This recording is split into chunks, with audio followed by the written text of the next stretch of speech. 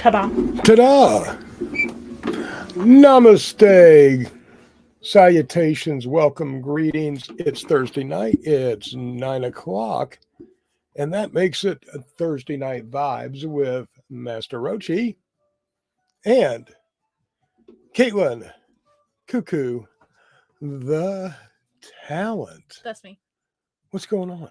Hunter wants to know, how are you? Doing well, my friend. Doing well. It was wonderful to see you. It's been 4 months since I've actually laid physical eyes on you. It was good to see you today. Looking forward to hanging out at some point in the near future.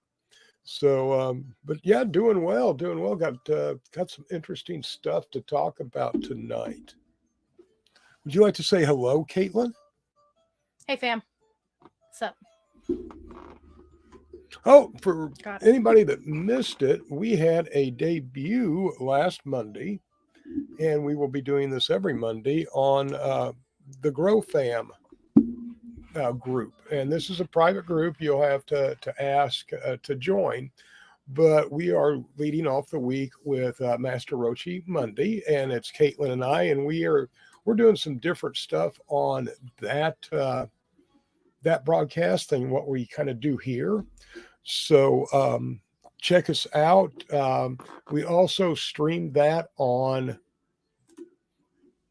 YouTube. YouTube. YouTube. We stream through StreamYard, but we also stream it on YouTube. Right on. So check out Grow Fam. Join them. It's a wonderful group of individuals, and we're there now on Monday nights. So stop by, check us out. So much. Oh.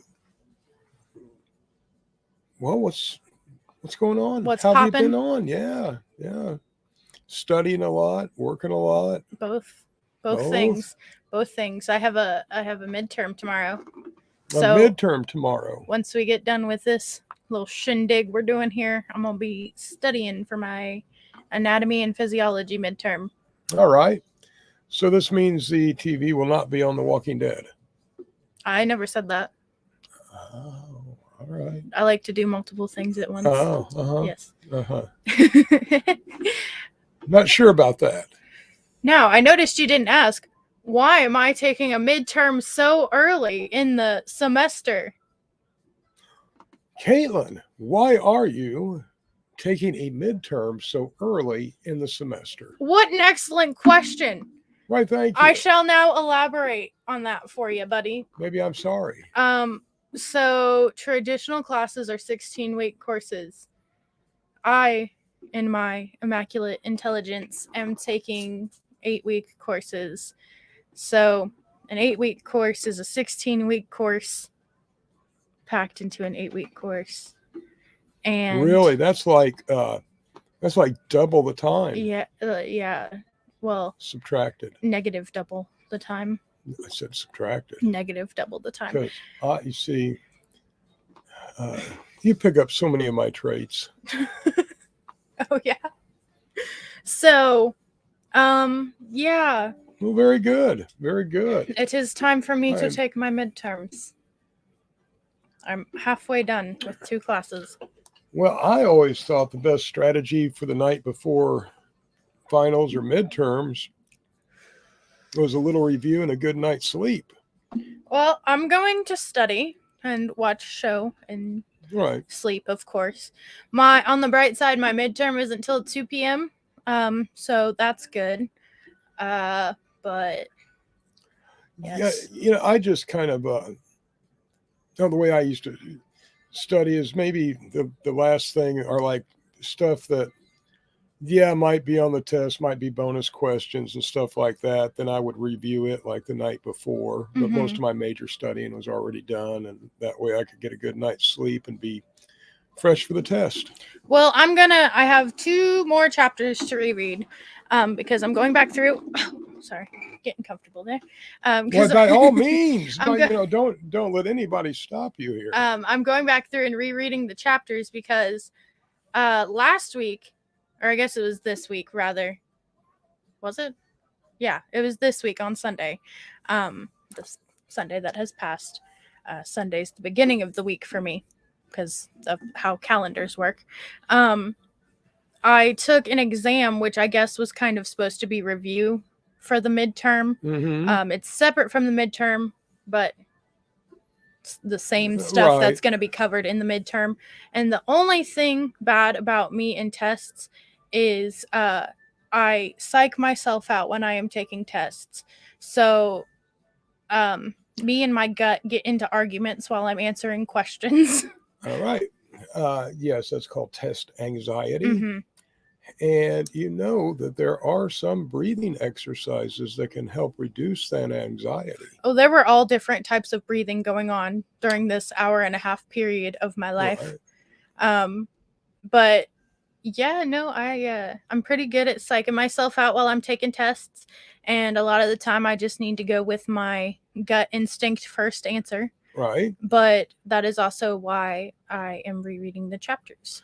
And sometimes I just leave them blank if I just have a brain fart, and I'll go back at the end. And because sometimes, several questions down, it may answer the question that you were kind of stuck on. Yes. Or jog your memory. Yes. I do that as well. Hello, Rob Dean.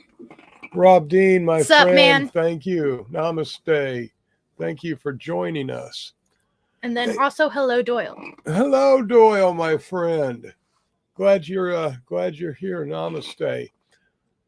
I want to talk about love tonight. Oh yeah? Yeah. Okay.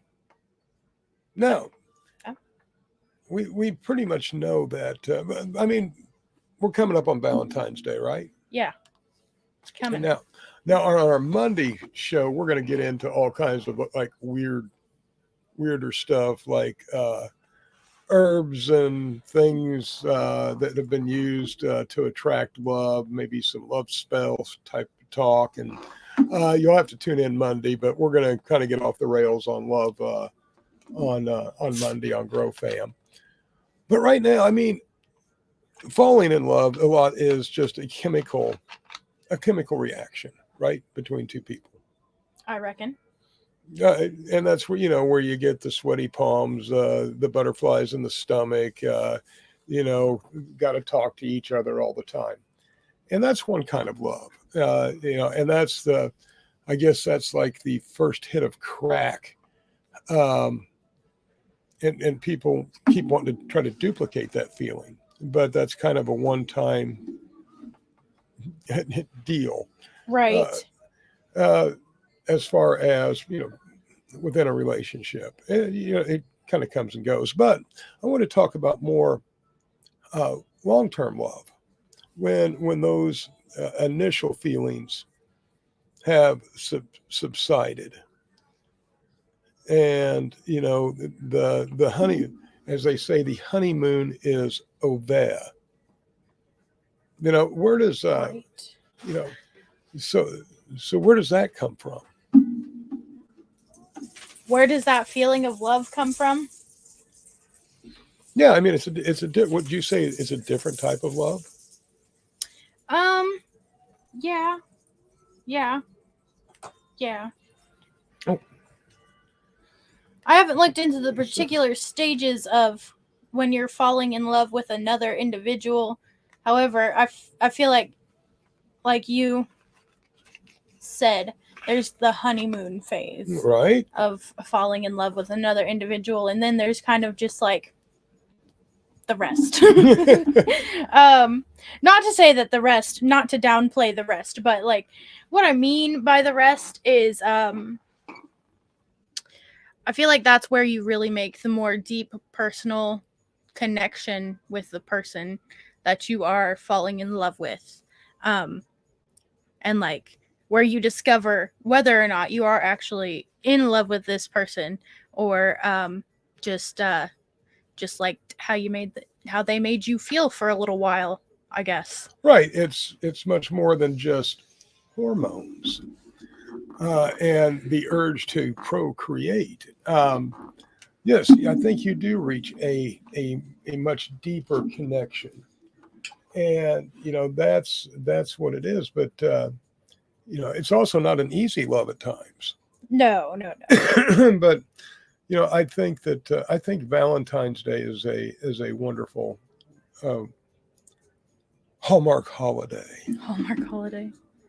So it's because sometimes we have to be reminded to show that love, show that affection, because I guess part of long-term love and relationships is sometimes you forget to acknowledge and show the affection that you started taking for granted. Right. Right, Boop. right. Boop. Boop. Ugh, pain. What are you doing? Hello, Doris Wolf. Who? Doris Wolf. Doris. Yes. Doris. Yes. Doris. Hi, Doris.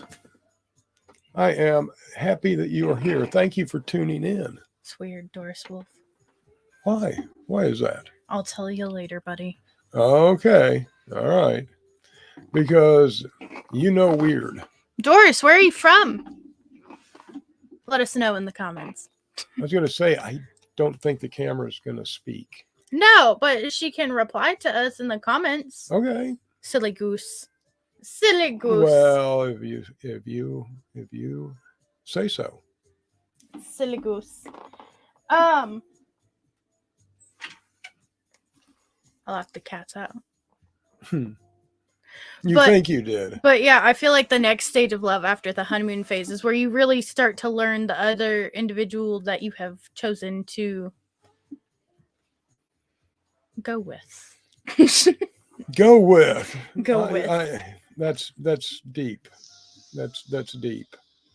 So yeah. But, yeah, I feel like Valentine's Day is a good time to remind us of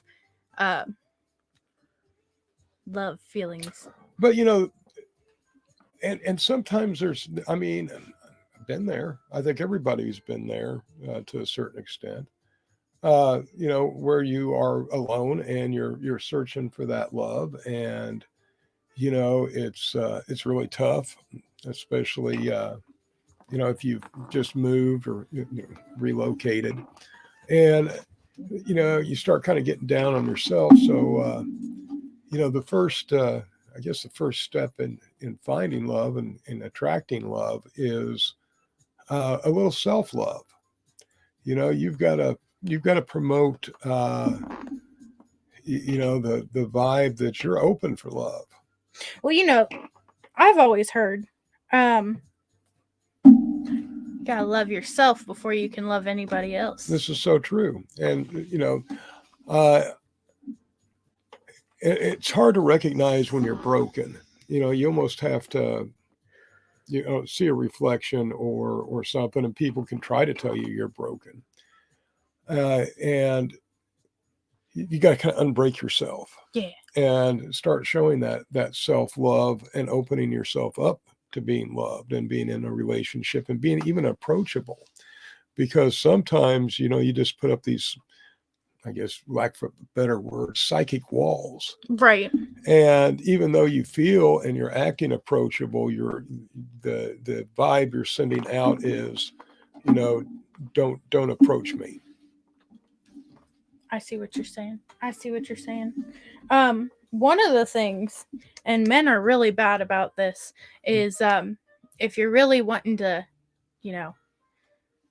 be in love with somebody, partake in the lovey-doveyness, you do have to show your more vulnerable side. And a lot of men struggle with showing their vulnerable side to their significant other because they feel like it puts them in a weak light, if you will.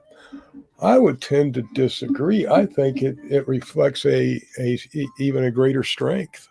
No, I mean, I agree with that statement, but I'm saying like a lot of I can see that. I can see where more naive men feel like when they are vulnerable and they show those more vulnerable feelings and sides of themselves that their significant other is going to think that they're weak. Right. And I can understand that because, well, nobody wants to show, their weakness and show their vulnerabilities. But actually that could be a huge benefit in a relationship, because if you each share that kind of stuff and begin to understand each other, you can support each other where you need it. But there's a flip side too. There's some mean people out there that learn the vulnerabilities of their partner and exploit that in a very negative way. Right. And so, if that's happened to you once or twice, you begin to lose that trust. You put those walls up. Right. Even in your future relationships, rather than being vulnerable with your future partners, you want to hide that more sensitive side of yourself. And that's what we all call baggage. And everybody walks into to relationships with baggage. It's what you do with that baggage. What did you do with your baggage? Handled my baggage. You used to be hard guy. I did. I've changed. Both your mother and I have changed a lot since we got together. Much like the common potato in boiling water, you have softened. Well, no, I kind of came back to where I've kind of gone in a full circle and returned to the original me. Is that what the kids these days call healing?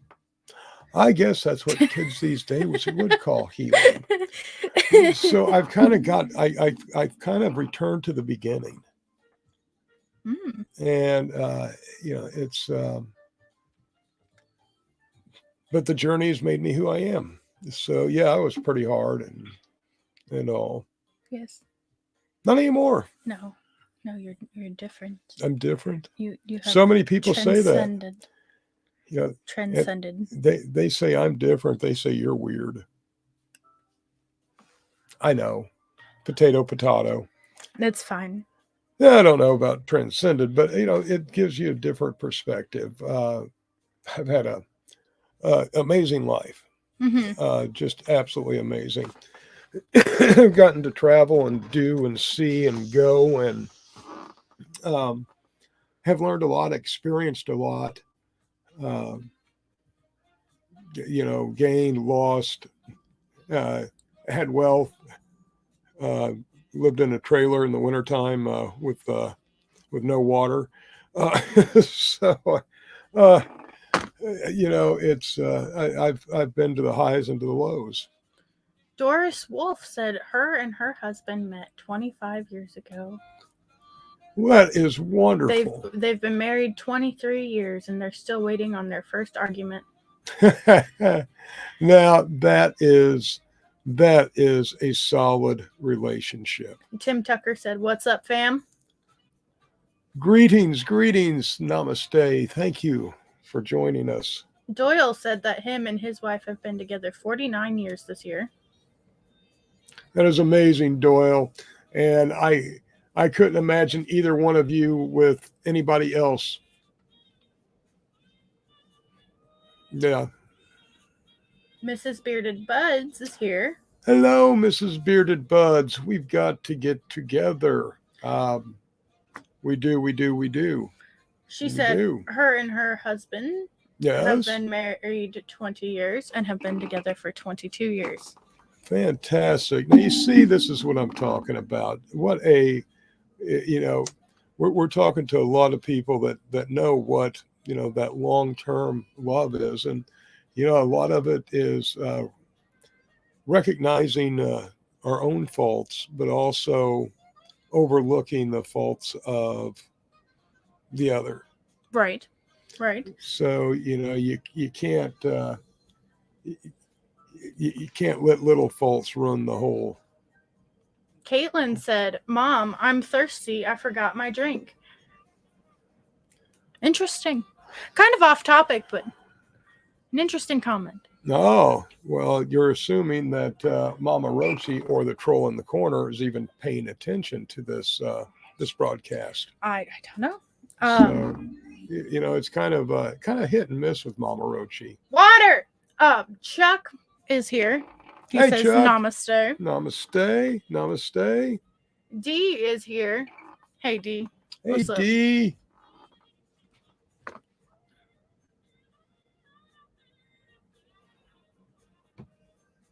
Chuck said that he's 62, never married, no kids, single, and lives alone with Bubba. Bubba, a cat? That sounds like your life. Yeah, it sounds like my life until your mother and I got together. Exactly like my life. Well, that brings up the conversation, though, that there are different forms of love, though. You don't necessarily have to share your life with another human individual to be happy. No, you don't. And actually, until I got back with your mother, I was quite happy living alone with cats. So, yeah, I dated. But yeah, I lived alone, and then my life changed when I got my niece out of foster care. Mm-hmm. And that was a whole nother experience dealing with DCS. And then got back with your mother, and I haven't been alone since. Not even in your thoughts? Oh, no, it's crowded there. Very crowded. But no, I definitely understand. I didn't have any children.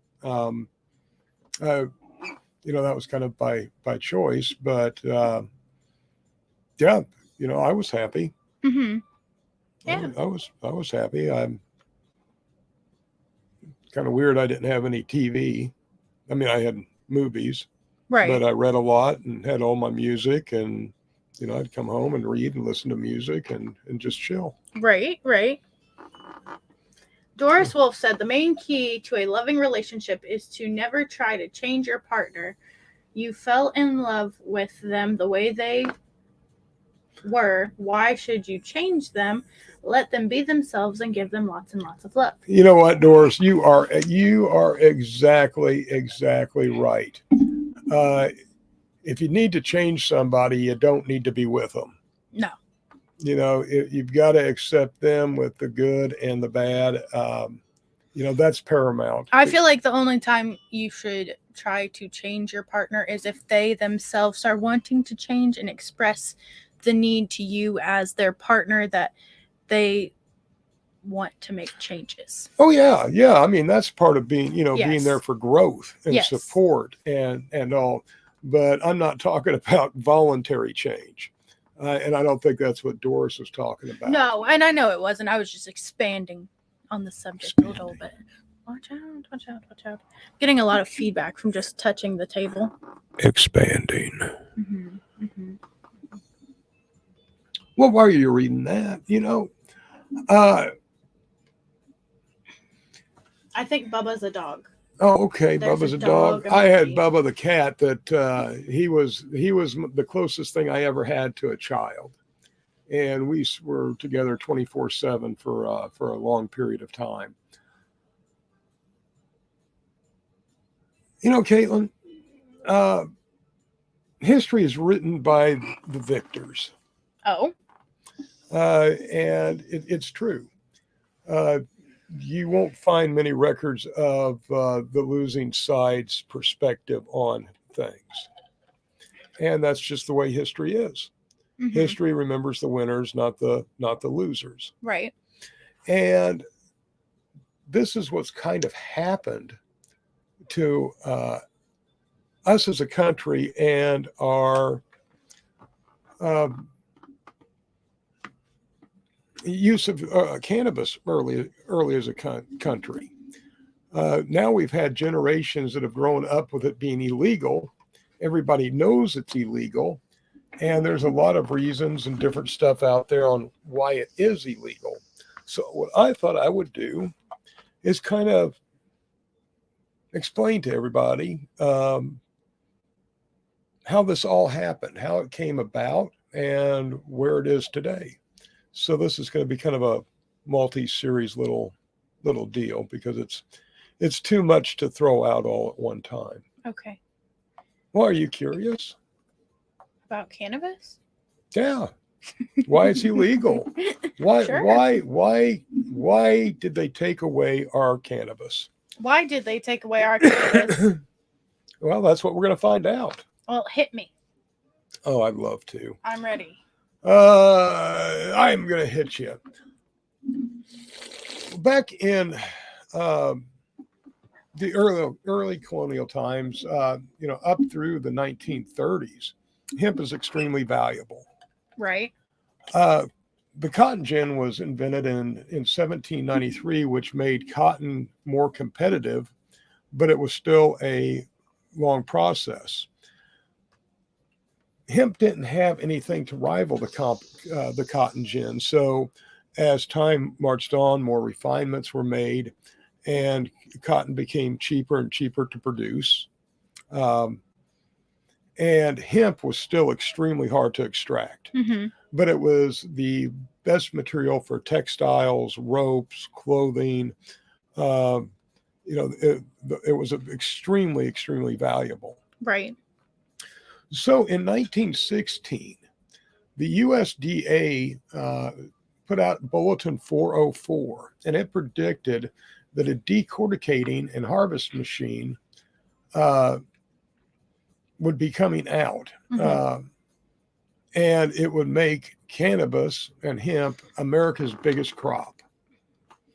Well, following a few years later, in 1938, Popular Mechanics magazine put out a new generation of decorting machinery. So everybody is starting to get really, really excited about this coming industry. Some people are thinking it's going to be a multi-million-dollar industry in the 1930s. Other people say it was going to be even larger than that by the time that you added oils and other things that were going to be taken off of there, especially paper. Which makes sense because using all parts of the plant in any way that you can. Well, at this time also, Henry Ford had come up with a car that had hemp fiber body parts and ran on hemp oil. Right. Yes, we've discussed this. Yes. Right. So this is all happening. They think it's going to be an absolute huge win for America, for everybody. Right. And also around this time, now correct me if I'm wrong, Eli Whitney created the cotton gin? He did that back in 1793. Okay. Right now, you brought up cotton, and all I'm thinking about over here is Eli Whitney. Right. 1993, 1994 is when Eli, but there had been a lot of improvements and revisions up to this time. Right. My A-push brain is just like coming to the front of my thinking What thoughts. this is going to do is this is going to make hemp now as economical to grow and process as cotton. Okay, so this is like the equivalent of Eli Whitney. Right. Okay. Right. Okay. I'm so following. all of a sudden now you've heard cotton was the king, or cotton was king I've of the heard South. A-push brain again. The little cartoons, we're gonna call them. Yeah, King Cotton. Right. Okay. So, and one of the byproducts from decortification is herds. Herds are great for making paper. Now, even back in the 1930s, people were talking ecology and conservation. Well, that's good. And they had found that 1 acre of hemp in crop rotation over 20 years produced the same amount of paper as 4.1 acres of trees for that same 20-year period. Well, that sounds excellent. It does. And the way that you manufacture paper does not emit all of the poisons that you have to use to manufacture wood pulp. So, this is going to be cleaner for the environment. Right. It was going to be great for not cutting down our forest, for forest preservation. Right, because trees also take a lot longer to grow. They take a lot longer to grow. Hemp is, could be a rotation crop. So it is looking like hemp is going to become America's next #1 crop, and the whole industry to follow. Excellent. Well, you'd think so. However, now we get to start meeting our players. Oh, no. Oh, yes. Now, what was one of the biggest uses for paper back in or wood pulp paper back in those times? Back in the 1930s, wood pulp paper, what was one of the biggest uses? Right. So the wood pulp gets turned into paper? Right. Wait, I'll get this one. I'll help you out. No. Wood to make paper or to make books? You're close. Wait. Yeah, now you have to remember, this is time when radios were really expensive. It's before the internet, before TV. So everybody was reading newspapers. Yes. So newspapers took a huge amount of That was going to be my next guess. Well, one of the biggest newspaper guys is William Randolph Hearst. William Randolph Hearst. Now, he is an important player in all of this for a few reasons, but he also has a lot of course, timber interests. I was going to say, his name just sounds like a villain name. He's got one of those names that just sounds evil. Moving to hemp paper from wood pulp paper has the possibility of actually bankrupting the Hearst empire, because all of his money is tied up, because he's got a monopoly on a lot of this. He grows the trees that creates the paper for his newspapers. He gets paid through the whole line. If everybody started switching to hemp, it's going to destroy him. So he's not real happy about this. People in the cotton industry are not happy with this. And also, very important other player in this is DuPont. DuPont. Now, DuPont was a chemical company, and they also happened to be the biggest supplier of munitions to the United States military at this time. And they just came out with a synthetic fiber, and it was called rayon. Yes, I've heard of rayon. So they said that they can do anything that natural fiber can do. And they can do it cheaper because they are making this out of coal and oil. This is the first petrochemical synthetic material. Okay. Well, it can't compete with the quality of hemp. Of course not. So DuPont wants these contracts. They're seeing this money.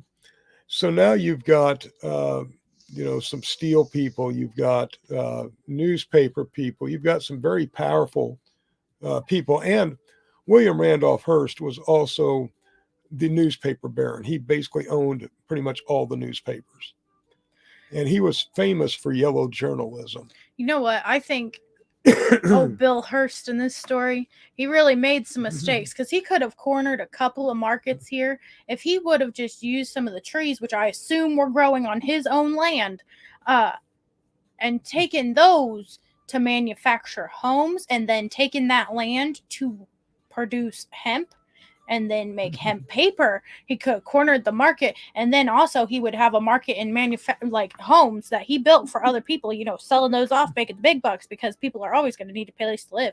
So like I feel like this dude was not thinking with all parts of his brain. No, they thought it'd be just easier just to make it illegal, impossible to grow or sell or do anything with. So they now you have a complicit media, you have big money, and now all you have is to get some corrupt politicians involved. Oh, we've got an abundance of those. I bet there was an abundance in 1930s as well. So but if cannabis was legal, today with the modern technology we have, it's amazing the things that we could do. I mean, even back in the 1930s, they were recognizing what we are calling climate change. They knew that we needed to do things better. So now you've got competing interests on keeping natural fibers in the market, especially hemp natural fibers, or removing them for the market and moving towards synthetics. That's going to be next week, part 2, when we get into the next part of our story about how cannabis became illegal. But yeah, so part 1, we got Hearst, we got DuPont, we got all these fellas just, monopolizing certain parts of the game. And also, with all this stuff, we're also gearing up following World War II. We're in the period, but following. We're in the 1930s. This is the Dust Bowl. This is part of the Great Depression. There's a lot of misery going on across the country. Right, but in the 37 and 38, they had to have some kind of coverage on what was not necessarily called World War II yet, but everybody knew what was going on with. I guess this is just at the end of the Dust Bowl. Everybody knew what Nazi Germany was, especially after the 38 Olympics. And so we're learning about that too. They're hearing about it. Bill Hearst is putting it out in his newspapers. Now, this is leading up to where hemp becomes illegal. Right. But they encourage people, farmers, to grow hemp at this time because it was hemp for victory. Because hemp was still an integral part of the military supplies, ropes, and other things. So our government needed hemp still up to this point because nylon still had not reached even remote capabilities of what hemp could show. Yeah, it wasn't being used to its full potential yet. No, it was not. So a lot of we got some cool stuff coming up here. Hearing a lot of suspicious activity is what I'm hearing. But yeah, who would ever think that? And we're going to show you, and I'll tell you, if you stick with us through this series, you are going to be pissed off on how all of this went down and how it continued, because what happens when you put a corrupt media, very rich, self-interested individuals, and some unscrupulous government officials together. It's going to blow your mind. It's going to blow your mind. So check us out next week for part 2. Jane said the Constitution was written on hemp. Yes, it was. And hemp is the best paper out there. In fact, the biggest dilemma I don't know if it's a big dilemma, but when people ask you, or used to ask you, paper or plastic? Oh, well, do I destroy the environment with a petrochemical bag that will be around forever? Or do I just, help out with more forest devastation by paper bags?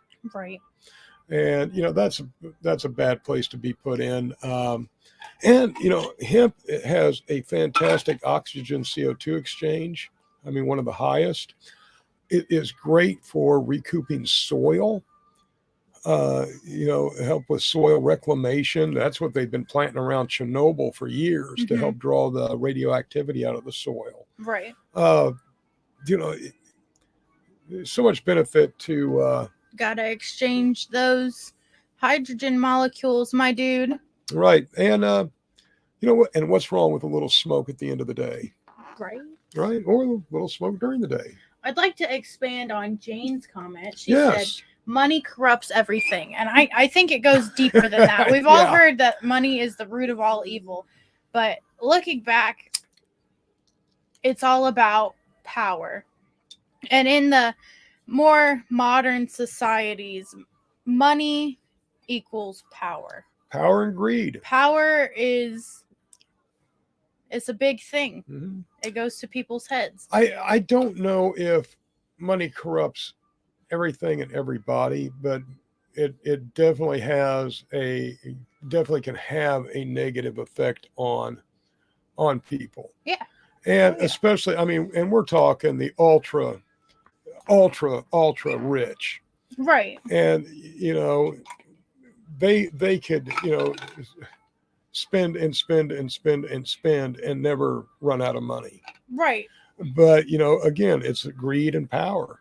Oh, yeah. So, yeah. And it's not much different today, because we still have corrupt media. We still have rich donors that buy influence, and we still have corrupt politicians. And unfortunately, that's the way it is. And we are just pawns to be played with and to be subject to their whims. Yeah.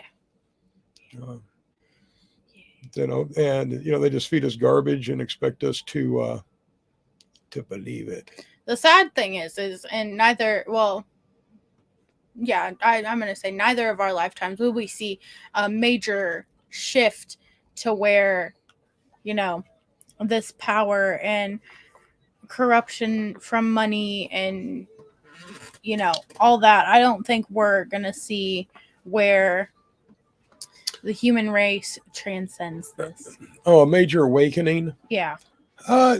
No, but I think we're, I feel like small parts are moving towards it, but at the same time, so many systems just all across the world base everything on a currency system.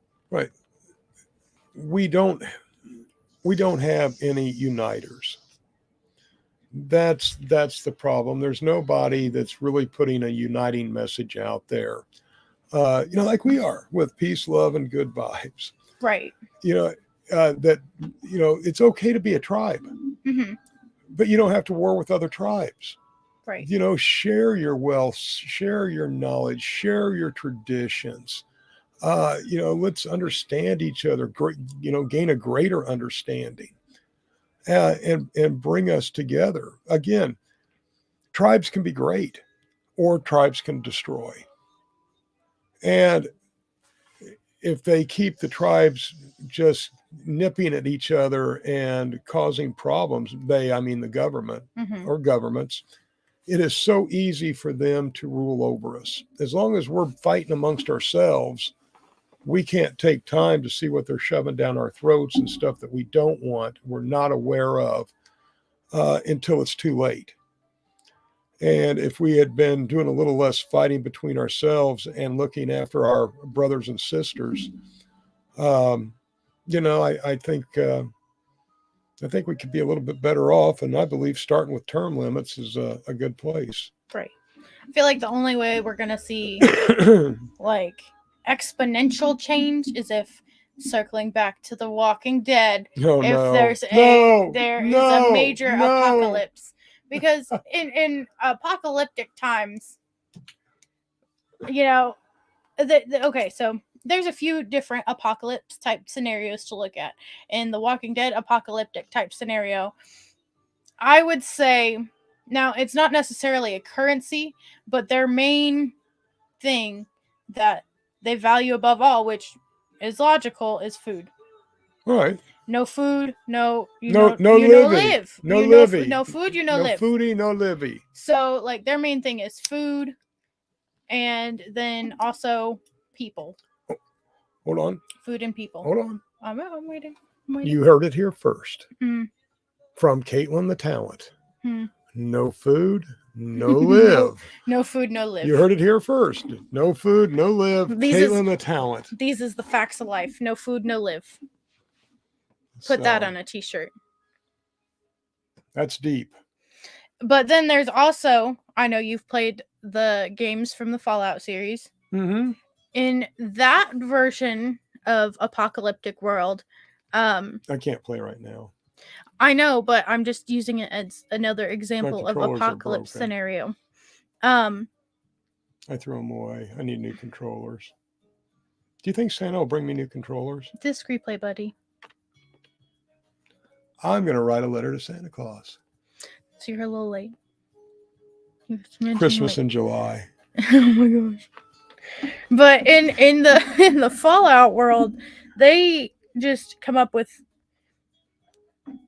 a new currency. Yes. They use bottle caps instead of the notes, bank notes. Right. We know as currency. So they kind of revert back to trying to hold on to some form of capitalistic system. Yeah. But in order for that to work, you almost need a central government that puts out currency. Mm-hmm. What I think you'd actually go back to is more of a barter system. Right. Well, barter skills, barter labor, barter, goods, in exchange for other things.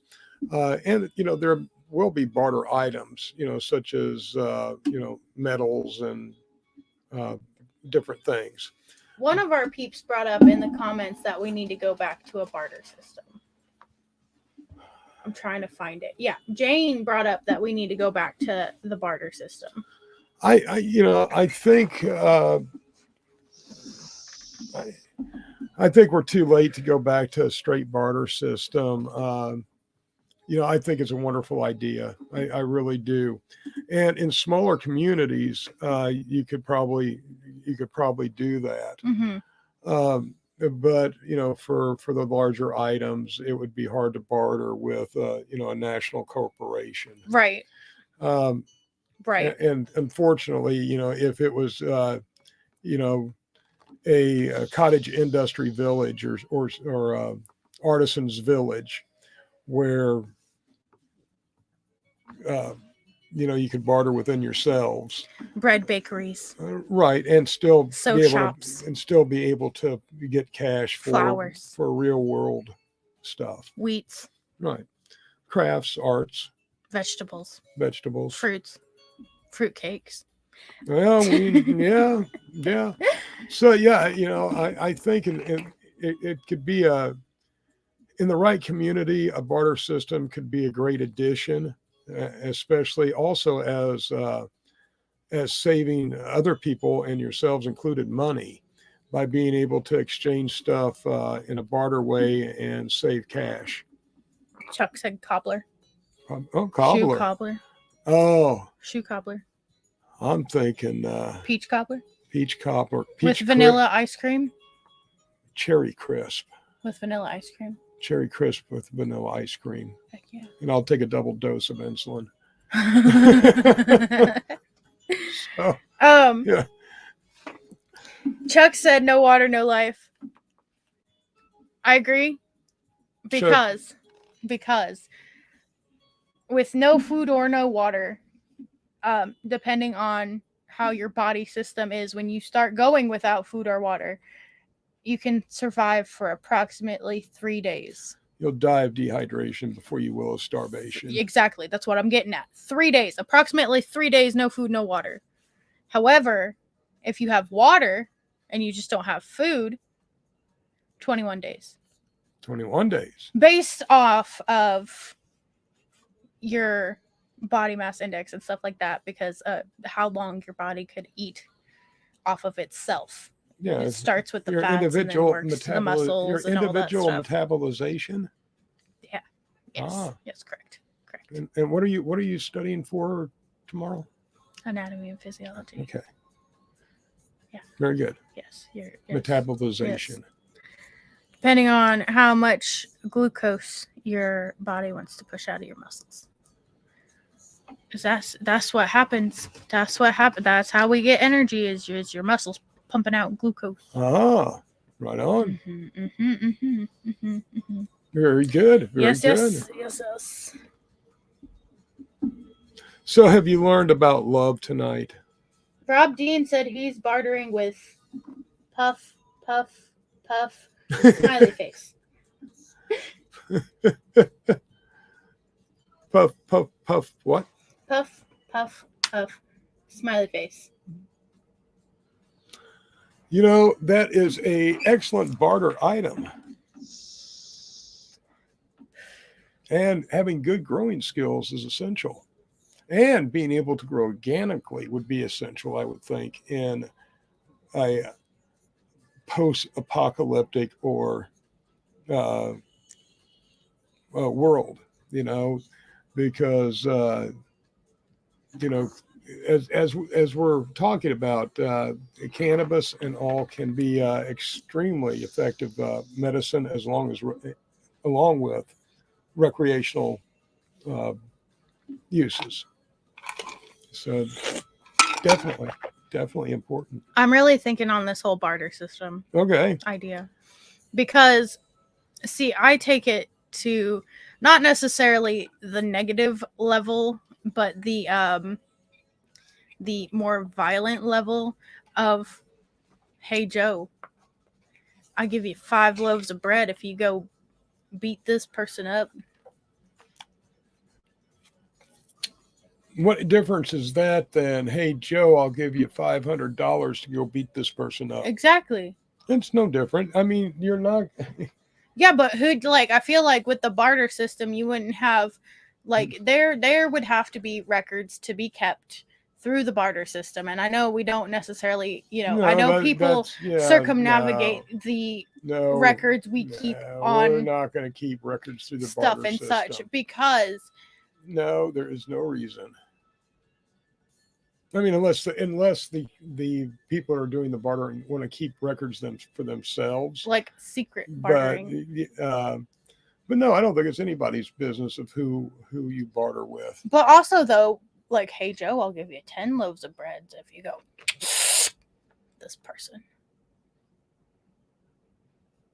You're sick. Then they're You're like, disturbed. what? They're like, what happened to Bill?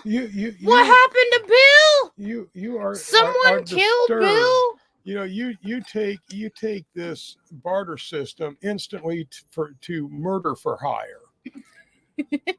Well, because for 10 loaves that's why. 5 loaves of bread if you beat them up. 10, I'll double it if you kill them. Yeah. So murder for hire out of the simple barter system. For bread.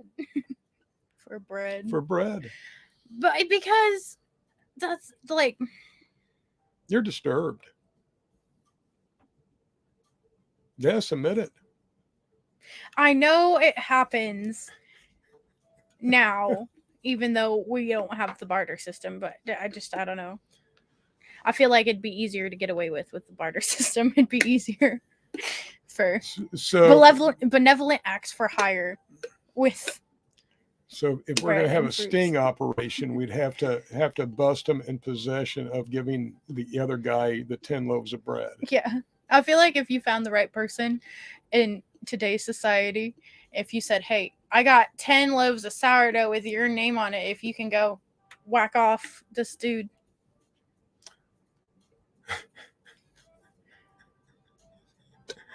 Knock off.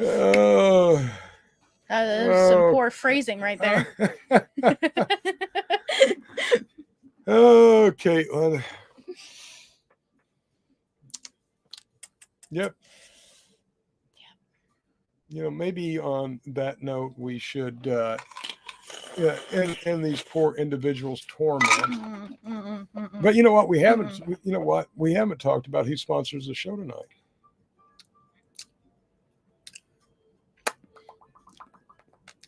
Well, I guess I will have to take care of that. Do it. Master Rochi's Garden. MasterRochi'sGarden.com. We have oils. We have merchandise. We have carts. We have all kinds of different stuff. We also have 10% off if you sign up for our newsletter. And for this month, we have 10% off of our Ambrosia Nights, which is my personal favorite of all the CBD oils we do. Right.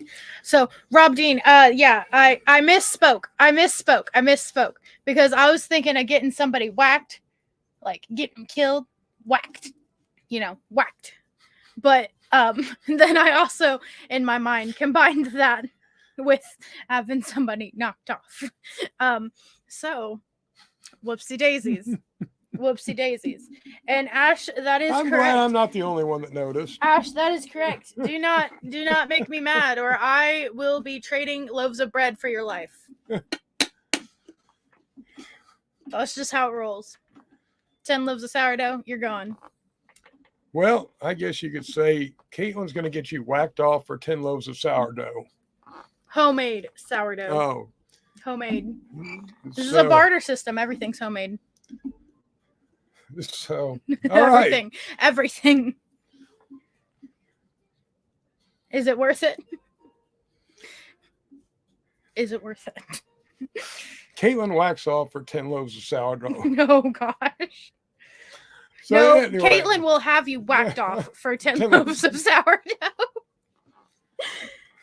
Yes, you're just not right. Hey, Rob, the best, like, if you have the right kind of sourdough. What if, you find people that's not really, absolutely crazy about sourdough? I like it occasionally, but, That's what I said if you find the right person, 10 loaves of sourdough are going to go a long way, as to where with another person, you might need 10 loaves of some pumpernickel or some rye. Well, don't even talk to me if you're not bringing cinnamon raisin to the table. Cinnamon raisin's okay, but it's not all that. I feel like I think it is. People hype up cinnamon raisin too much. I like cinnamon raisin. People hype up cinnamon raisin too much. And, what is better than cinnamon raisin is just cinnamon bread. If you haven't ever had just cinnamon bread, I highly recommend that you try it. I like cinnamon bread. I like raisins in my cinnamon bread, and hence that's cinnamon raisin. No. Yeah, no raisin. Yeah. No raisin. I mean, but raisin. Don't even talk to me if you don't have at least 7 loaves of cinnamon raisin. Rob Dean said, normally if women have sourdough, it's not a good thing.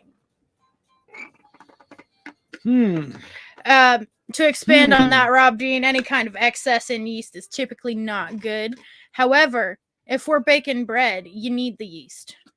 An excess of yeast would be a godsend to somebody that's baking 10 loaves of bread. A godsend. Like a pound? You know what? Because me and Mom are in the bread baking phase right now. I would have never guessed. She bought a pound of yeast, and a pound of yeast is not as big as you think it is. Once you get it in the mail, like she showed me the pound of yeast that she ordered off of Amazon. It is not as like I'm like when you think of it, it's still a lot of yeast compared to what you actually use. Not if you're making a lot of bread. But you know, I don't know. Sometimes I got dumb brain.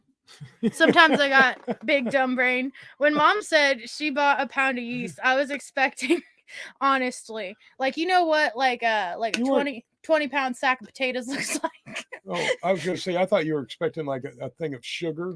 No, okay. You know what a 20-pound sack of potatoes looks like? Like it's a sack. It's a big sack. Yes. Big sack. That's what I expected this yeast to look like, and I don't know why either. Because after when Mom showed it to me, and like my big dumb brain processed it, I was like, oh yeah, that makes sense. But I was expecting like just an ass ton of yeast.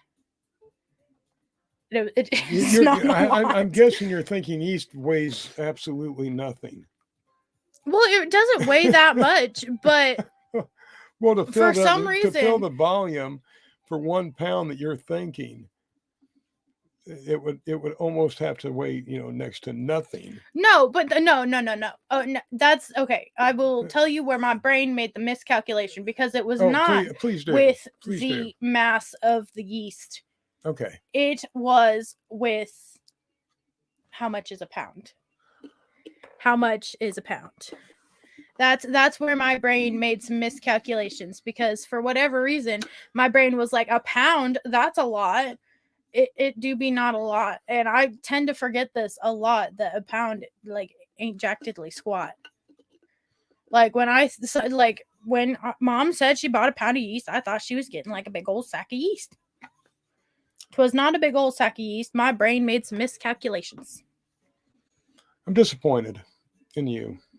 For what reason?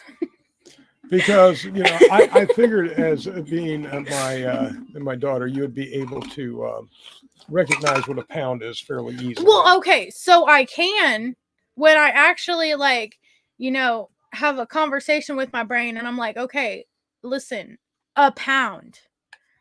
Not like, I don't know why. How many other people do you have to stand in line behind to have a conversation with this brain?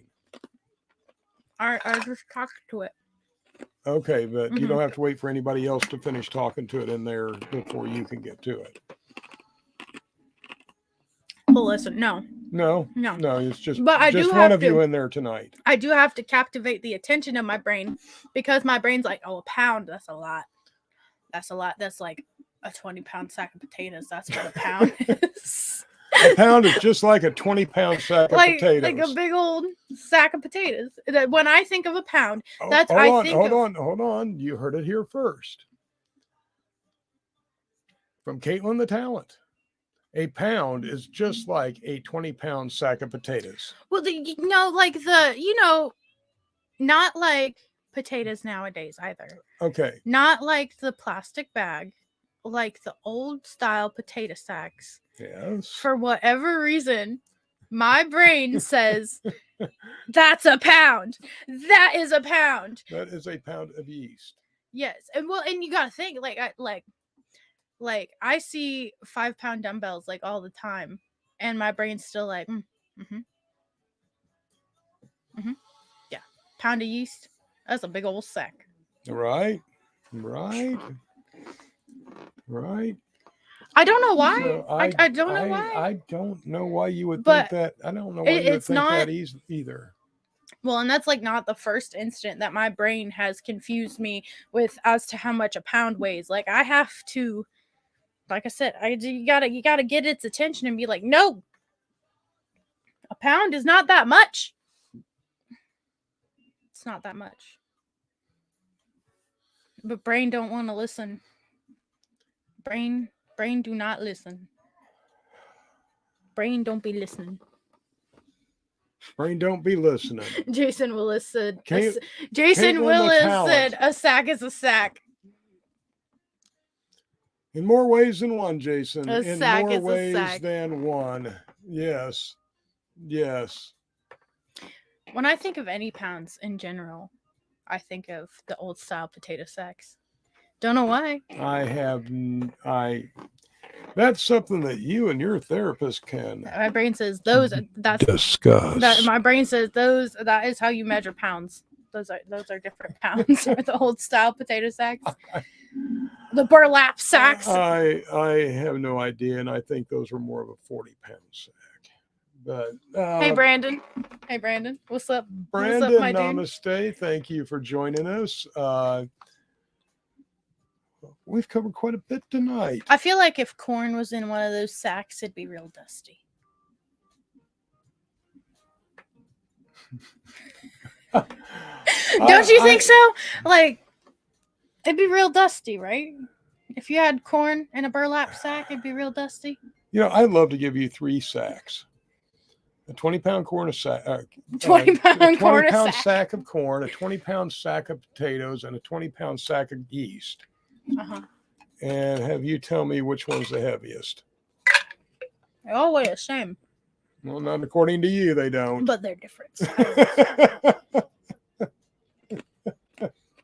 My brain can't. So, I don't know what it'd be. And I'm not going to put the weight on it. I'm just going to put what's in it. And you're going to have to guess if they're all the same or which one's the heaviest. See, that's what I need. I need like visual representation of a 20-pound burlap sack potato. 20-pound burlap sack of potatoes. I need that. And then I need to know how much that would weigh if it was yeast instead of potatoes. I need to know how much that would weigh if it was corn instead of potatoes. Like I need that. Well, you know what? I think I can help you with this. Make yourself available next fall because I think I'm planting potatoes this year. Mm-hmm. And you'll find out exactly how many potatoes it takes to fill a potato sack. Right. So you can dig them up, and once we get them in the sack, we can weigh them. On the flip side of this whole how my brain works argument. Now you heard her. She volunteered. She volunteered for this. Technically, yes. So yes, I am Jason. inviting her, being her life coach. Technically, being her yes, life coach, Jason. I am talking about mass. I am going to help her get this, being able to not only visualize, but see it firsthand what 20 pounds of potatoes look like. And after you dig them this fall, you'll know. Okay, but back to what I was getting at. We'll have a couple rounds of potatoes. Good. I love potatoes. Potatoes are tits. Right on. Super good. Super good. Back to what I was getting at though. Yes. My brain just has weights all messed up. Weights specifically, not mass. And the reason why I say this is because throughout this whole thing, while I am envisioning a 20-pound burlap sack of potatoes, over back in the far corner of my brain is also saying, well, that can't weigh that much. I bet that's only like 5 pounds. Like, that's the flip side of this argument. My brain it do be getting off track. Like, I bet that 20-pound sack of potatoes only weighs 5 pounds. You never worked the booth of guessing people's weight, right? I am actually relatively good at guessing people's weights. It's just, I don't know what's wrong with her. So do you break people down to potato sacks too? No. No? Mm-mm. Mm-mm. No. Mm-mm. So potato sack weight. I system, I guess, for the lack of a better term, what does it apply to? Food products. To food products. Food products. But, because like also in that same category, the burlap potato sack could also be interchanged with a flour burlap sack. But I don't know if you would want to keep your flour in burlap unless it was like some top-notch, high-quality burlap that the flour's not going to fall out of. probably want a woven hemp bag. No, those were outlawed because of greed. No, we'll figure out the rest of the story. part two, not the rest, part two of our journey into how cannabis became illegal and why you should be really pissed off after hearing all of this. So you asked how do I guess how much people weigh based on I just wanted to know where to where the potato sack weight system is employed. Yeah, it's mainly food. Just food. Everything mainly else, food, mainly not just food. food. Mainly food. Because like sand, I would group sand in that same category. How much would you're top-notch, high-quality burlap sack of sand weigh? Yes, sand would be because of. You're equating sand with food now. No. I'm just saying sand would also, in my brain, go into being in the same category in the weight system of the burlap sack method as I am now coining it. If we have any viewers out there that are psychology majors, doctors, and you have specific questions you would like me to ask Caitlin, DM me, and we can help. I can help you explore her, so I can ask the questions. She can respond live, uninhibited. So because we're always looking for help. Listen, aren't we? But people are different because that's when the logic part of brain takes over. That's when the logical part of my brain is like, stop, get out of here, burlap sap system, knock it off, get out. My logical brain takes over and it's like, okay, you need to visually evaluate what this person's BMI is. So like I look at like muscle fat on a person and then I'm like, okay, wait. Because if a person doesn't have any muscle or fat on them, they can actually weigh a surprising little amount, even though they are a full-grown adult. However, if a person has all fat, no muscle, they can weigh. Now, what about a TV? A TV? Like, how would I? Or talk about weights or what? Yeah. Weights with TV. With a TV. Yeah. It's not the burlap sack system. Okay. It's not the people system, because the people system is right. dictated by the logical side of my brain. Probably like just I don't know, just gauging off my experience with how much TVs weigh. That's what I would base it off of. But like, do not ask me to guess how much TV weighs because I have no clue. Like, I've moved my TV before. I've got a 65-inch TV, just like, it's not just like your guys's, but it's a 65-inch TV, so same screen size. However, like, if you asked me to guess how much that thing weighs, I would say 20 to 30 pounds. 20 to 30 pounds. Yeah, because you want to say a lower number at first because it is still a flat screen TV. However, you also have to think of all the metal and plastic and all those parts and their different masses and weights. So how does this convert into the potato sack system? How would it convert? Yes. So well, you'd have to get a burlap sack big enough to put the TV in, and then I could go off of that. But if I was the other way is if I was attempting to convert it to the burlap sack system. Okay, so my brain would also. You said 35 to 40 pounds for the TV. No. 20 to 30. 20 to 30. Yep. All right, so I'm going to tell you that we have only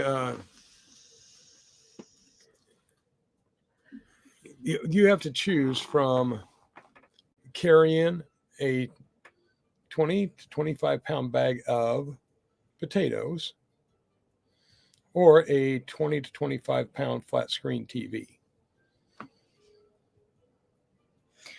See, the problem with that is, yes. and I learned this lesson in my younger hear. years, is, and I can carry the TV in any way. Like, it doesn't matter if it gets damaged.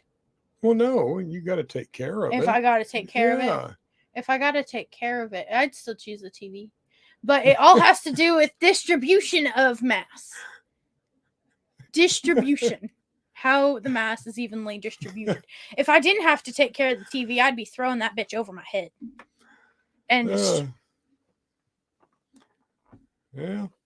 yeah, I don't know. I'm not going to. I don't think I'm going to be switching to the Caitlin's potato sack weight and measurement method anytime soon. And the real question. In fact, I'm not even sure I totally understand your. I'll give you this. I would rather carry 20 pounds in grocery bags than in one potato sack.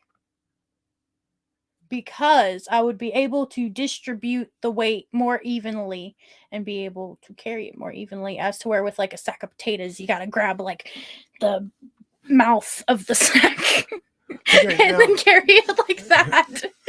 All right. I think the bag would be bigger. It would be a 20, 25-pound bag. It's not going to be like filled to the top. No, but you would still, like, there's only like one place where you could grab a potato sack, and are you holding it like this, or are you carrying it with your hands? Like, because that matters. But if you got like a bunch of grocery bags that's weight is equivalent to 20 pounds, you would be able to put X amount of grocery bags on this arm and X amount of grocery bags on this arm and distribute the weight more evenly, as to where with one sack, you'd either have to like hold it with both your hands like this, or you'd have to carry it like this, which I find more difficult as a person that has carried heavy sacks. Well, I was just kind of getting ready to stop you at the beginning to explain the difference between a bag and a sack. They're the same. They're interchangeable. Okay, because you were, specific, making specific. You were showing one is a bag and one is a sack, and you confused me there for a minute. No. Grocery bags have handles. Well, you got to specify the type of bag first of all. Well, let's break this down. You didn't do that. I did. I said grocery bags. I would prefer to sack, carry. And then you said, or a bag, and then you started using bags as multiples. Okay. And you could use multiple sacks, just as you could use multiple bags. So I wasn't understanding what you were talking about. Okay. And I'm sorry. I'm just trying to clarify this for not only me, but for you also, because if you're as confused as I am.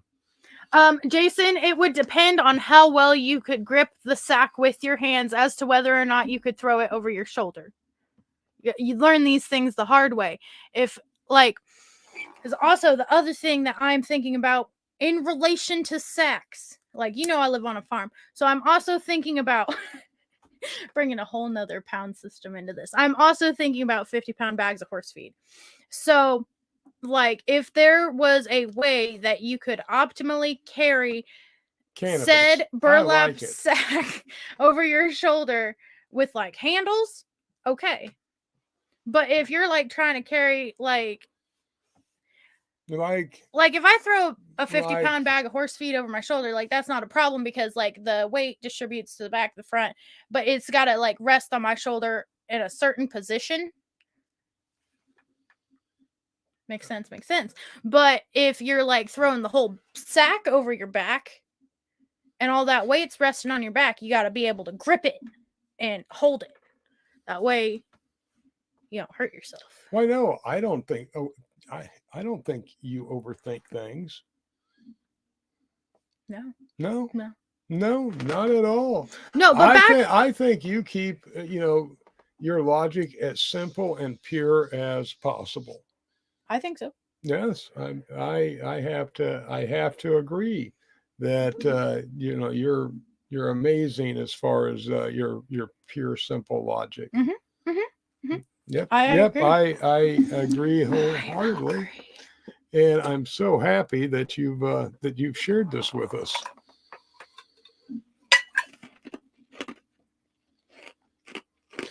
So, paper or plastic? Reusable. No, it's not a choice. Your bag or sack has to be paper or plastic. Paper. All right, there she goes. Hemp paper. You heard it first. Caitlin is down for destroying the forest. So, yes, Caitlin the talent just said she is down for destroying the forest. Nay. Nowadays, most paper sacks are made out of recycled paper. Most. Nay, but you don't want those. No, I already told you. You want I that, told you you want that my virgin preference. paper bag from that freshly cut tree. No, my preference would be a reusable bag. However, if the reusable bag is not in the equation, I guess I got to use plastic. And like, is the plastic recycled? Of course not. And the paper isn't? No, you're saying they're both unrecyclable? They're not recyclable. They're both recycled. They're both recycled? I would go with a natural fiber, hemp fiber shopping bag. I said that I would use a reusable grocery bag, and you said no. My dude. Yes, because you were going to use one of those nylon ones that, will rot in the earth for decades, if not longer. I know what you were going to use. So you're not going to use one of those plastic handled totes. How do you not know that my reusable sacks aren't burlap? I wouldn't, but you do seem to have a thing tonight for burlap, so I would not put it past you, but burlap's awfully itchy. It's just for your groceries. Right. It's not like your groceries are going to get people itchy. Sneeze too. But it's not like your groceries are going to get itchy. No. You're going to make you sneeze. You can get on your arms when you're loading and unloading it. Some people are just sensitive to it. If it's poor quality burlap. No, and you know your qualities of burlap? Well, obviously, if it's making you sneeze, it's not very high quality. Well, I don't know about that. If it's making you sneeze, it's not very high quality. Just saying, putting it out there. But also... Is it like, no thank you, please? It only makes me sneeze. With this bag discussion, it makes me think of Aldi. And I can tell you what I usually do when I go to Aldi. Yes. I just skip the sack altogether and I carry everything in my arms. Because I'm like, oh, no, I don't need a bag for that. I just got 20 things. I can carry it all. And then I just when I get to my car, I'm just like, just splay it all out. Yes, that's much simpler than unloading it and then throwing the bags by the door and putting them in the back of your car for the next time. I don't know why I am the way I am. I can't explain it. Many people have asked that. Why is Caitlin the way she is? And I said, God only knows. Jason said that I go sackless, and yeah, it happens at Aldi and not Walmart, because they'll put your groceries in bags at Walmart for you after you get to the checkout line. But I'll be walking into Walmart and I'll be like, oh, I don't need a cart. I'm only getting a couple things. Like Monday when I came up for the Live on Grow Fam, I stopped at Walmart. You know, Mom told you. And I was getting stuff. I was carrying that jug of soy sauce, my loaf of bread, my box of avocado, my box of mashed avocado, my strawberries. I put the clove of garlic in my pocket, but I made it to where it was sticking out a little bit. That way it didn't seem like I was stealing it. I was just running out of rooms in my arms. But I was carrying it all in my arms and clove of garlic in the pocket because the cloves of garlic are elusive if you are going buggyless. If you are attempting to do a shopping trip buggyless, you need to figure out a good method to carry your single cloves of garlic. I put mine in my pocket. That's a little suspicious The Walmart employees will get a little bit suspicious of you if they see you put cloves of garlic in your pocket. They won't say anything, but like you can feel their eyes being suspicious at you. Well, if they stop you and being you, if you just explain to them that you're putting cloves of garlic in your pocket to keep the vampires away because they're 2 aisles over, they'll probably leave you alone after that. Well, because I did give myself a little bit of anxiety after I put the clove of garlic really? in my pocket because It's just because of the vampires 2 aisles over? No, because You weren't scared of them. The employees are gonna think you're stealing the garlic. However, when you get to the checkout line, all you gotta do is empty your pockets, and then if they still think you're stealing, you just tell them, strip search me, and then it's over. That's why you've had so many strip searches. It's over. You tell them, listen, I don't have any. That answers that part of the mystery. That's very, very interesting. But what happened with the vampires 2 aisles over? I have no idea. Listen, Jason, Walmart, or at least the Walmarts that I go to, they don't have those little baskets. And even if they did, it'd probably, in my mind, go the same route as the buggies, and I'd be like, oh, I'm only grabbing 2 things. I don't need that. Because it is a very constant problem that I have when I am walking through Walmart with my arms just full of absolute, just random garbage. And so, you know that this is going to happen. Yeah, but I don't want to get a cart.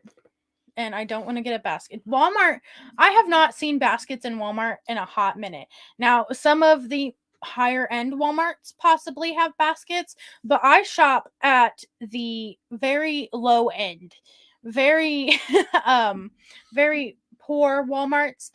Those are the ones I tend to frequent. And they do not have baskets. Yeah, the 1980s Walmart. They don't have baskets. Your options are buggy or no buggy. Well, I think, judging from what you've told us, that a buggy would be a good idea because you know that this is going to happen. But so has it? Yeah, you know it's going to happen. I feel like when you make the commitment, my biggest problem with getting a buggy is when I get a buggy, You're very buggy. Tend to buy more stuff. So I skip the buggy.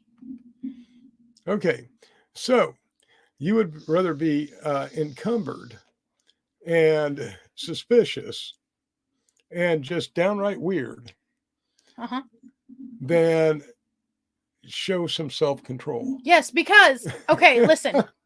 So another note to make on this whole situation is that we're finding out more and more, aren't we, doctors? When I'm holding all this stuff in my arms, my left arm tends to be the arm that I fill up first. Of course. With junk. Because my right arm's my grabbing arm. Yes. I got to be grabbing stuff with my right arm. Right? So the left arm gets filled up first. And after I get have you talked to people that watch you and tell them that you are, practicing for like a cooking competition? So, no, I feel like if I said that, people would believe it, and then they just go on about their business. However, instead of drawing a crowd. One of the greatest advantages to my visual disability, for those of you who don't know, I don't have peripheral vision.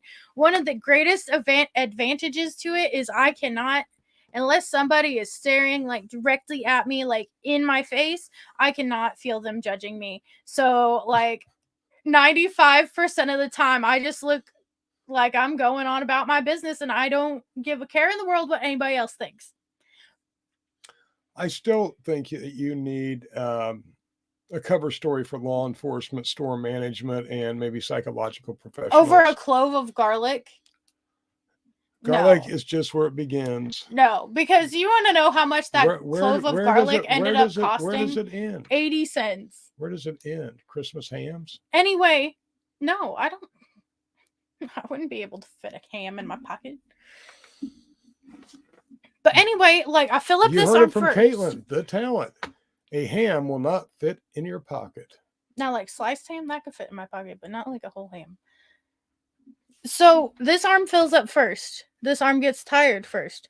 By the time I start feeling the burn and the pain in this arm, I'm like, okay, I gotta finish up and go. And it gets me out of there faster. That way I'm not buying more stuff that I don't need, because you already know that both arms are filled up with a bunch of junk that I didn't necessarily need in the first place. As your life coach, what did Mom... I would suggest that you make a list and stick to that list and do not buy anything off that list. Take a buggy with you, and this is going to help you gain a little self-controlled and delayed gratification. I just want to say, what did Mom ask me to get at Walmart the other day? I have no idea. Monday. What did Mom ask me to pick up at Walmart on my way here? Soy sauce. That was it. Once I got to Walmart, she asked for a clove of garlic too. So she asked for two things. 2 things. How many things did I get here with? Oh, probably 15 or 20. 10. I got here with 10 things. This is the arm method. I could only carry 10 things. That's how many things I'm getting. All right. No buggy. Because if I have the buggy, I want to fill the buggy. That's the problem. Oh, you fill the buggy. When I have a buggy, I want to fill the buggy. You are buggy. And we just can't have that. You are buggy. We can't have that. You are buggy. All right, we're going to have to work on a list with you and staying to the list. It'll be good for you. And it'll be good for your arms too. And it'll just be good to keep you, out of the manager's office. Jason, part of my problem when I go to Walmart also, like, I do not put on normal people clothes. Like the other day when I was at Walmart with this clove of garlic in my pocket, I was wearing tie-dye pajama pants, my house shoes, and a sweatshirt. And the clove of garlic was in my sweatshirt pocket. Like, I do not look like an upstanding individual walking into Walmart, or walking out of Walmart with my 50 million bags. I'm surprised they didn't stop me at the door and be like, hey, can we check your receipt? And then pat me down to make sure I didn't have like 3 more cloves of garlic in my pocket, because don't you know in this day and age, Walmart employees fear crazy? No, they don't. Walmart employees be stopping everybody asking to check their receipt. Except for crazy. They don't want an altercation. So you kind of look, crazy. Now your mom's got the shopping cart shuffled down. You need to work on that a little bit. But between the two of you, I can't do the cart. I can't do the cart. They're not gonna stop either one of you. No, she won't let you have the cart. So I can't do the cart. She does a shopping cart shuffle with the cart, and it gives you a place to lay your shit down to rest for a minute before you pick it back up. Anytime I enter a Walmart, I look homeless. Like, there is no in-between option, unless I'm going to an event, which if I am going to an event or something, I'm not stopping at Walmart first. No need. Like, well, what kind of event? Like a family get together or something. That's pretty much the only time that I dress up and put like real people clothes on, when I'm not going to work. So you have family that invites you to events? Yeah. Really? Yes. I didn't know because that. of my wonderful personality. Yeah. I must not know that part of the family. You do. The sack is what would be suspicious. Honestly, if I showed back up with a sack after carrying all that stuff to my car, there would be so many questions. But yeah, so if I am off work, unless I am doing this live or going to a family event, homeless. Full homeless attire entire time. Pajama pants, sweatshirt. In the summertime, I change it up a little bit. Basketball shorts or booty shorts and tank top or t-shirt and Crocs rather than my house shoes. Like, wintertime is house shoe season. Summertime is Croc season. Yeah. Yep. Sandal season. Crocs. If you ain't crocking, you ain't rocking. No. Got it. I like my Crocs for garden work and stuff, but yeah, I dig my sandals. Sandals are good. Dig my sandals. Sandals are good. Crocs are good too, though, because they allow your foot to expand like it should. They don't bind your foot. Yeah, I've been looking for a while for some good leather Roman sandals, mid-calf lace-up sandals. Um, yeah, I'd dig some of those. Hello, Luke Matson. Welcome to the conversation. Welcome, Luke. It's just kind of gone all over the place. Namaste. Off the rails as usual. See, usually when we get to my segment, and that's where it just goes. Everything goes downhill when we hit my segment because I'm all over the place. You know this. You are. It's not necessarily a bad thing. We have good conversations when I'm leading the conversation. And she is still sponsored by Master Rochi's Garden. Yes, yes. Against better judgment, Caitlin the Talent. Yes. Is sponsored by MasterRochi'sGarden.com. Yes. Check out our beard oil. Everybody's digging this. Everybody. Check it out. Nog Champa and Oak Moss Amber at MasterRochi'sGarden.com. Jason says Luke has sax. Luke has sax? Luke Matson has sax. Yeah. Yep. He's got to have lots of sax for being willing to join this conversation. Oh, I'm trying to think of some reasons why somebody would actually want to join this conversation. And I wasn't coming up with any really good reasons why, you really explained, I think you've opened up a whole new study of physics with your potato sack weight and measurement, BMI, measurement systems. It's a whole different thought process. You gotta be inside a creative brain to understand what I'm talking about, honestly. Well, I think it's going to fall somewhere in that realm of super string theory. Oh yeah. Yes.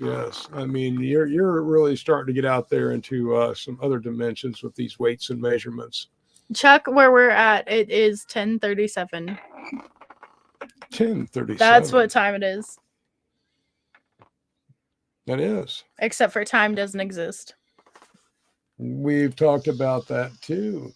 Human construct of time. But I also want to remind everybody again, check us out on Monday nights on GrowFam's feed. Yes. And we're always streaming live. When we stream, we always stream live to YouTube also. So check us out there. And you can catch all of our previous episodes on YouTube. So, stop by, give us a like. Really appreciate it. And, that's a great thing to help out our algorithms. Comments, feedback, likes, shares, helps us a lot. Shares with your friends. Your friends that like sax, invite them to the conversation. They'll love this conversation. Sacks or bags? Sax, bags. The difference? Sax, bags. Is there another word? Tote. Totes. Tote. Sacks, bags, totes. Sacks, bags, totes. Sacks, bags, and totes. Lions, tigers, and bears. Oh my. Is there... now all my brain's thinking about is other words for bags and sacks. I don't want to group purse in there because a purse isn't necessarily it's a bag. Yeah. Oh my gosh. A purse isn't necessarily a bag, but it is. It is. A purse is a sack or bag to carry money in. I don't carry money in my purse. That is like the one thing that doesn't get carried in my purse. I don't have money. I have a debit card. I got my drugs in my purse. I got my lotions in my purse. I got perfumes in my purse. I got girly stuff in my purse. But I do not have money in my purse. Nope. She doesn't have any money, but she has her debit card. My debit card right now is free balling in the cup holder of my car because my wallet got wet. Like, I have a wallet. But my wallet does not go in my purse. My wallet and my purse are two separate entities. Okay, I can They do understand not. that, but generally one fits in the other. My wallet fits in my purse. I just don't put it in my purse. Okay, is there a specific reason why I don't. you just don't? Nope. Don't. Well, because if my wallet's in my purse, then I would have to dig around to find it, and I don't want to do that. I have this little cubby hole in my car that my wallet usually goes into, or I have another cubby hole below my center console, which my wallet will go into, and sometimes my wallet goes into the cup holder. However, my wallet isn't going to be going in the cup holder for a little while because there was an incident a couple days ago where an incident. My wallet became serious. where my wallet became soaked in iced coffee, which is also the reason why my debit card is free balling, because I don't want to have to reach into my wallet, which still has not dried out,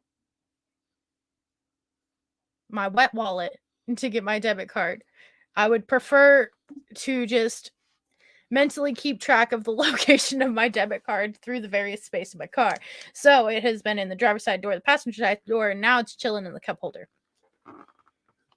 Not surprised. Yeah. Not surprised. Yeah. But okay, now I want to go back to, I want to take this back to Walmart. Sure. Because obviously if you're going to pay for your stuff, you're taking your wallet with you. Not right now. Because my wallet's wet. The other day when I went to Walmart. You go in, so you're taking your purse, which you don't put your wallet No, in. I do not take my purse into Walmart. My purse rarely leaves my car. My purse goes like a total of 4 places. The majority of the time, my purse stays in my car. If my purse isn't in my car, if I'm at work, it's with me in work, either hanging up or sitting on the nurse's station. Because you don't put your purse on the floor. Put your purse on the floor, you'll always be poor. So my purse is either hanging up or sitting on the nurse's station when I'm at work. However, if I'm at your guys' house, bring my purse in. It either goes on the deep freezer or on the kitchen table. When I'm at home, my purse is either on the couch with me, in my bedroom with me, or on the coffee table. So where is your wallet during all of this? In the car. My wallet, I do not take my wallet out of my car. It pretty much stays in my car at all times. Especially right now, because it's still damp. Still waiting on it to dry out. It's been... So how did this incident with iced coffee and your wallet come about? So my wallet was in the cup holder in my car because I thought that would be a safe space for it to be, and I had an available cup holder to put my wallet in.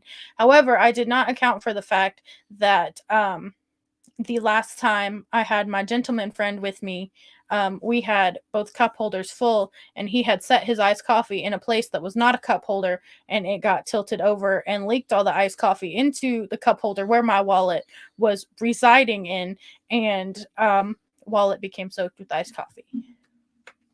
But like I said, that's also why my debit card's not in my wallet, because my wallet hasn't dried out, and because my wallet hasn't dried out, I'm not reaching into a wet wallet to get my debit card.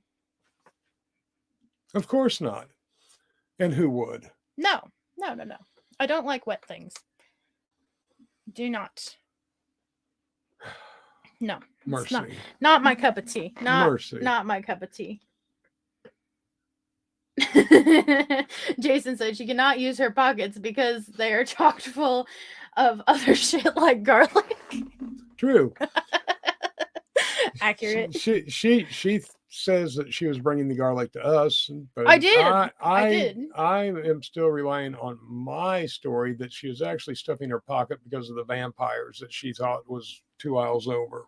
I think it is perfectly, if you don't have a buggy. And maybe both stories are true. Circling back to Walmart, I think if you don't have a buggy and you are carrying stuff through Walmart, it is looking like you're homeless. Yes, looking like you're homeless is I don't think they would have stopped you even if you hadn't gone through checkout. It is perfectly acceptable to put things in your pocket as long as you pay for them.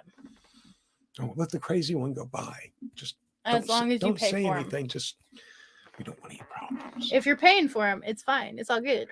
It's chill. It's all good. Mm-hmm. It's all good. Mm-hmm. Yeah. Well, I'm glad. Yep. Any other questions? Any follow-up questions? No follow-up questions, but God, you've left me with many, many more questions.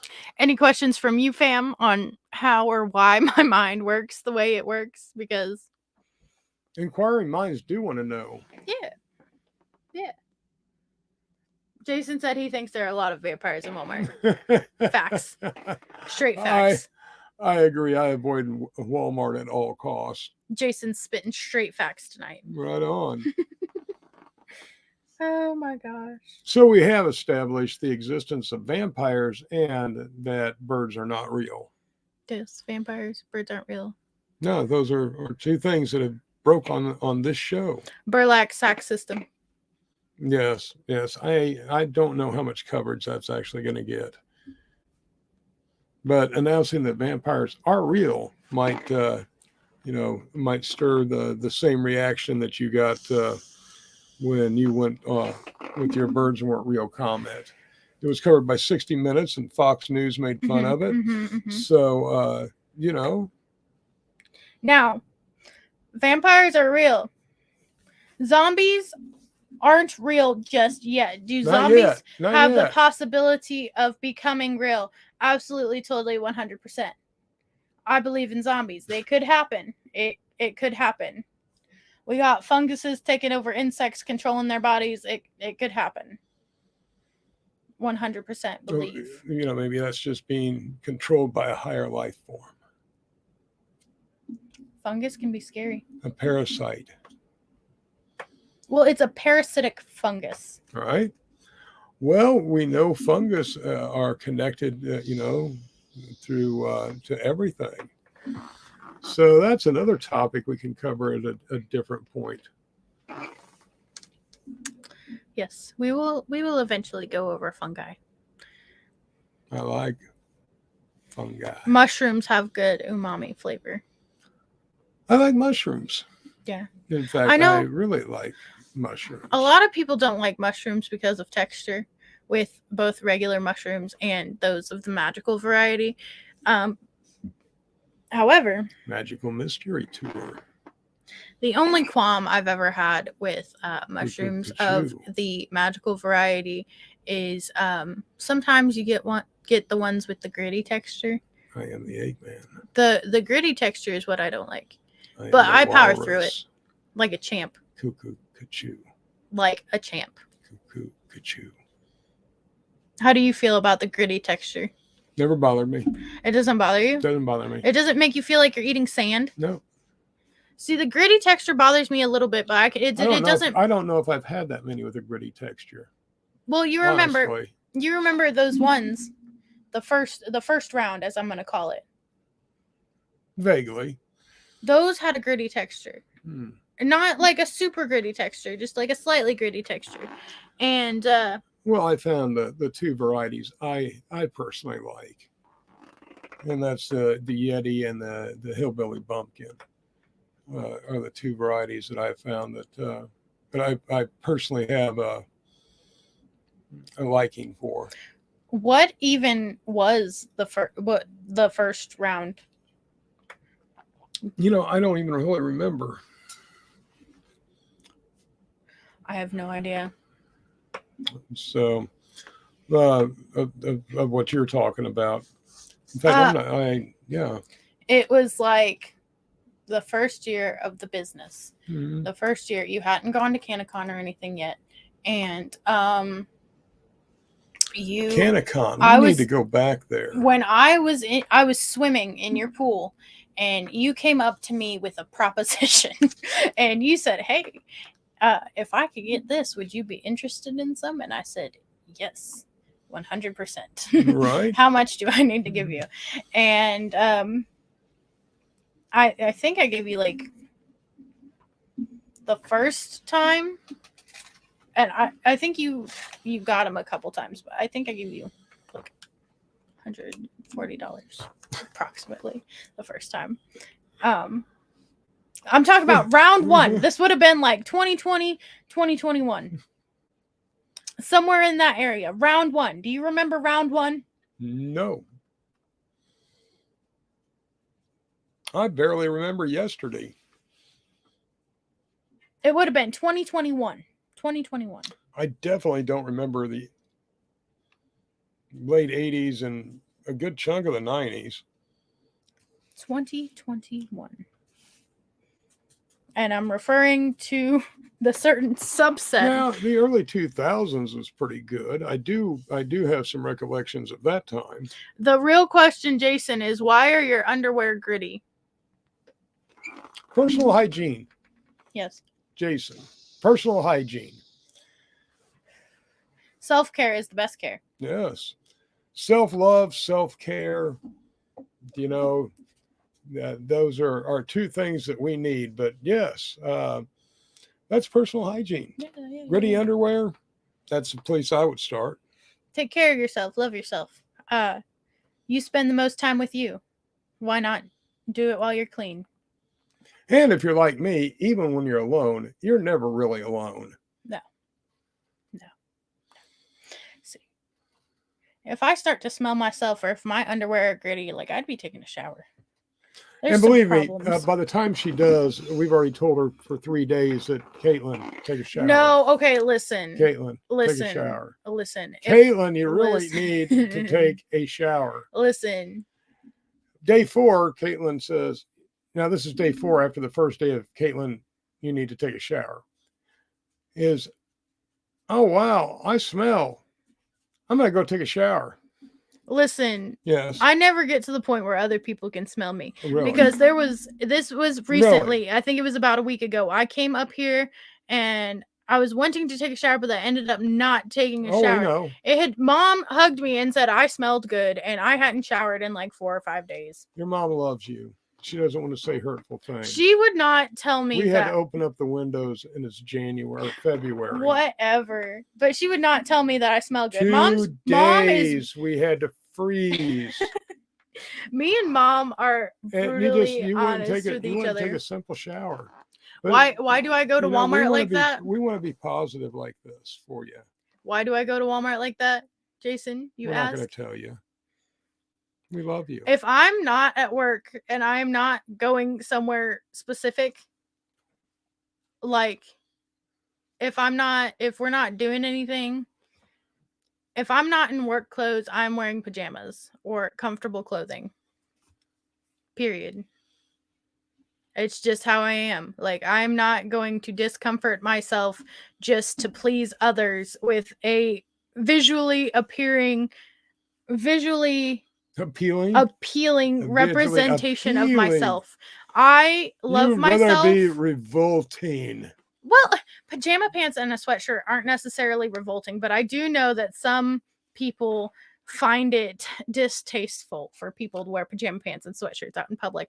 However, I do not care. I love myself and I don't care what other people think of me. And if they have a problem with it, they can start paying my bills and then I'll wear whatever they want me to wear. However, until somebody, does that, I'm wearing my pajama pants and my sweatshirt. I pay my own bills. I buy my own clothes. I will wear what I want to wear until, yeah. Yes, that's right. Don't conform. And don't be forced to conform. Don't hurt anybody, but don't conform. I don't think all Walmarts smell the same. It depends on whether you're going to the high-end Walmart or the low-end Walmart. Vibe. The high-end Walmart. High-end Walmart. The high-end Walmart smells better than the low-end Walmart. The low-end Walmart, the whole time you're walking around and you're thinking, man, they must have a sewage leak or something. Well, most of those were built in the 80s or early 90s, I think. So what, the low-end Walmarts? Yeah. Yeah, they were way back. Well, the low-end Walmarts weren't necessarily built in the early 80s. That's not like my I'm talking about the original Walmart. And I think a lot of those are what you call the low end, the ones that were some of the first built. No. Quality of the particular Walmart depends on the location in the city.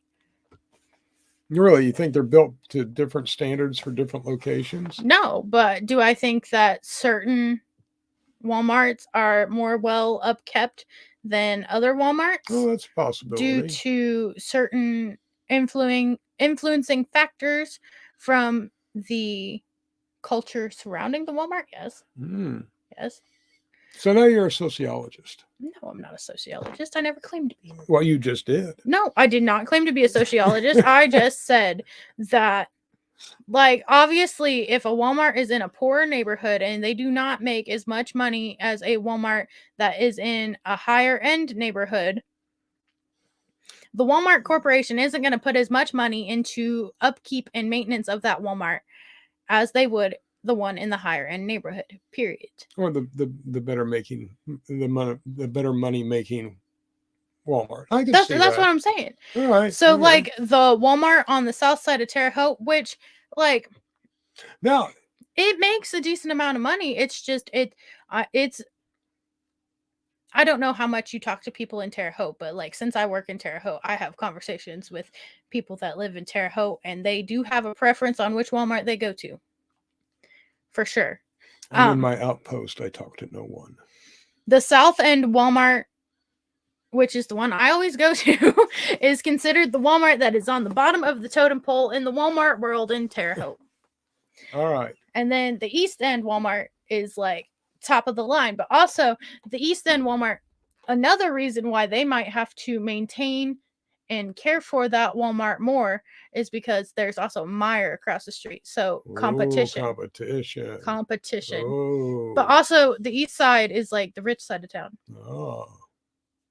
South Side, I'm in my bunker. You're in your bunker. I talk to no one. You aren't no one talks to me. The Walmarts. I'm an island. I am a rock. I'm a rock and I am an island. Jason said he only takes showers at certain Walmarts. You probably know about this better than I do. I didn't know you could shower at Walmart. I think you're lying to me. Big thoughts. I think you're lying to me. I think you have showered at a Walmart. No, nay. I have seen other. You want to know what though? I have seen other individuals use deodorant and put it back on the shelf at Walmart's. Really? Why would you do that? I haven't. I have my own deodorant. It's in my car with my wallet. But not in your purse. No. Of course not. Why would you put deodorant in a purse? Well, because tell me it's not in your wet wallet. No, it's not in my wet wallet. It's in my center console. Sometimes I will carry with the iced coffee. Yes. No, the iced coffee's in the cup holder. Okay. With the wet wallet, but I sopped up the iced coffee with various types of napkins from different eateries that were in the center console. You still following? Unfortunately, I think so. Back to the demographics of Walmart. For instance, another instance with the demographics of Walmart. The Walmart in Clinton, it's not nearly as big or well upkept as either of the Walmarts in Terre Haute. But what about the Walmart down by you? Same. It's like the Walmart by me is smaller than the Walmart in Clinton. Right. It is called, and I'm guessing Clinton's Walmart is probably called this as well, but the Walmart by where I live is called a farmer's Walmart. All right. It's not a super center by any means. No. There is one, not even double, but one single row of like cold food items.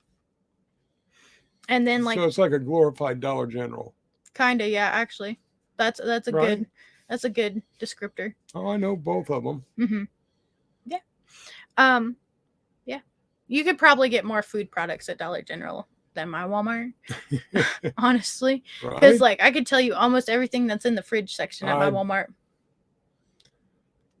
Eggs, yogurt, milk. I'm afraid you probably could. Hot dogs, smoked sausage, Lunchables. All right, I think it's time to wrap this up for the evening. Yeah. You know, we've had a wonderful time, but Remember, check out us on Monday night, Master Rochi Mondays on Grow Fam. Become a member of the Grow Fam family. Great group, and we're live on that group on Mondays. Come over, check out Master Rochi's Garden. We've got some great products. We're going to be putting out more information on the mystery box here shortly. Yes. So stay tuned, sign up for our newsletter, and get 10% off. And always stop by, say hi, give us a like on YouTube and Facebook.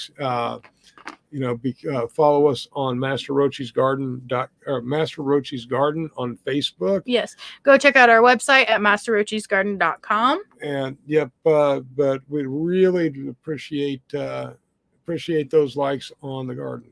We love the love on Facebook. Give us some love on Facebook.